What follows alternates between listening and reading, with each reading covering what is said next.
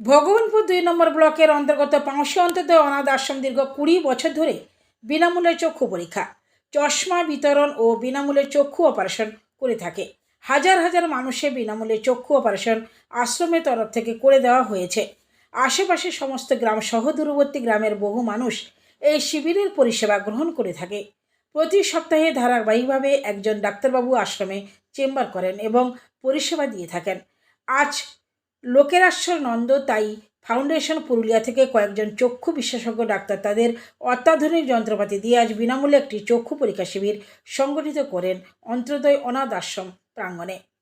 এই শিবিরে কয়েক শতাধিক মানুষ পরিষেবা গ্রহণ করে। তাদেরকে বিনামূল্যে চশমা দেওয়া হবে আশ্রম হাত দিয়ে এবং প্রায় শতাধিক অপারেশনের রোগী আছে, তাদেরকে বিনা পয়সায় অপারেশনও করে দেওয়া হবে।